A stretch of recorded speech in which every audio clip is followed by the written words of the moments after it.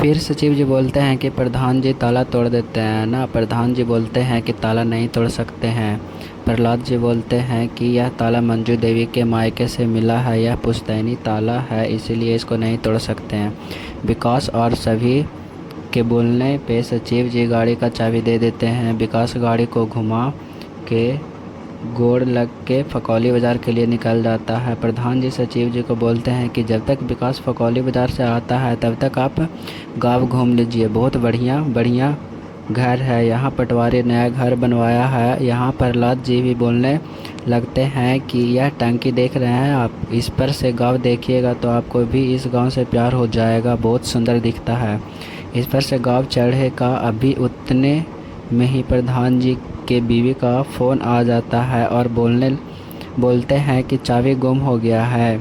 घर पे मंजू देवी जी ओखली में कुछ पीसते हुए प्रधान जी को बोलते हैं कि कितनी बार बोले हैं कि चाबी को जनेऊ में बांध कर रखिए, लेकिन नहीं, हमें फैशन करना है, पॉकेट में रखना है और रखिए पॉकेट में चाबी। तब प्रधान जी बोलते हैं कि विकास को भेज दिए हैं फकौली बाज़ार से मिस्त्री लाने के लिए, वो आता ही होगा, ताला नहीं तोड़ना पड़ेगा। तभी मंजू देवी बोलते हैं कि तोड़ने देंगे भी नहीं। प्रधान जी अपना खाट बिछाते हैं और नीम के दातुन तोड़ते हुए अपने पत्नी से पूछते हैं कि वो आज सचिव जी को बुला के खाने पे, बेचारे सुबह से कुछ खाए नहीं हैं वो। तभी उनकी पत्नी गुस्से में आकर बोलती है, काहे नहीं, सचिव जी को बुला लीजिए, प्रहलाद को बुला लीजिए, विकास को बुला लीजिए, रास्ते में दो चार और मिल जाए तो उसे भी बुला लीजिए, भोजाई करा देते हैं। तभी प्रधान जी स्नेह भाव से बोलते हैं, तुम भी, इसी बहाने तुम्हारा मिलना भी हो जाएगा, बेचारे सुबह से कुछ खाए नहीं, सिर्फ दो ही पेठा खाए हैं। उनकी बीवी बोलते हैं कि हम क्या करें, दो ही पेठा खाए हैं तो हम सब का ठेका लिए हैं, खिलाओ पिलाओ भूखे प्यासे। पूछते हैं कि यहाँ कोई दुकान है क्या।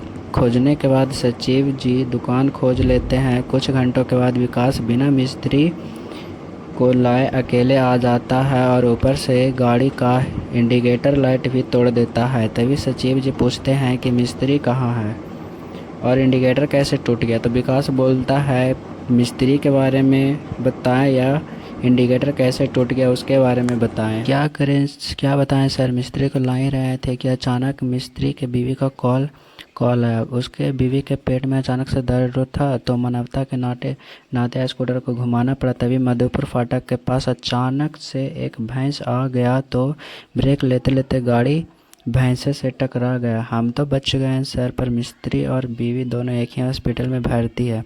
सचिव जी गुस्से में आकर विकास को बोलने लगे कि अब कुछ नहीं करना है, ताला तोड़ना है। उतने में विकास प्रधान जी को कॉल करके ताला तोड़ने के लिए बोलते हैं। तभी मंजू देवी मना कर देते हैं कि ताला नहीं टूटेगा। यही बात पे दोनों में बकझक हो जाता है कि नहीं टूटेगा। दोनों लड़ते लड़ते छत से नीचे उतर जाते हैं। बहुत बात विचार होने के बाद मंजू देवी ताला तोड़ने के लिए रेडी हो जाती है। उसके बाद उसकी बीवी बोलते हैं कि खाने पे बुला लीजिए, एक रसदार सब्जी बनेगी, पकवान के गर्ज नहीं रहेंगे हम। रात होते ही सचिव जी अपना स्कूटर लेकर प्रधान जी के पास पहुंच जाते हैं।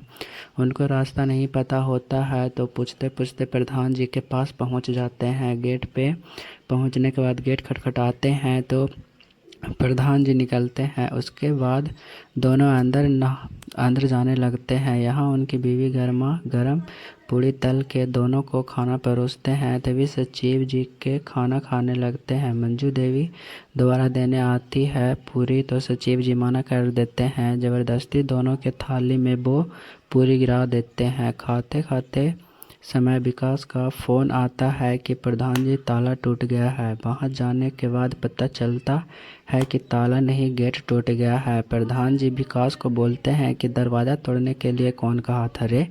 तभी विकास बोलता है कि तोड़ तो ताला रहे थे पर दरवाज़ा से ज़्यादा मजबूत ताला निकल गया। प्रधान जी सचिव जी को अंदर जाने के लिए बोलते हैं। ये सब देखने के बाद और इतना होने के बाद सचिव जी के माइंड में लग रहा था कि यार कहाँ फंस गए हम। वे अपने आप पे बहुत अफसोस कर रहे थे कि ये सब को देखकर ऐसा लग रहा था कि खंडहर में आ गए हैं। दोनों मिलकर सचिव जी गुड नाइट बोलकर चले जाते हैं। सचिव जी बहुत सोचते सोचते वे बाहर के चौकी पर आकर बैठ जाते हैं। तभी अपने दोस्त के यहाँ फ़ोन करके बोलते हैं, भाई हमें निकलना है यहाँ से।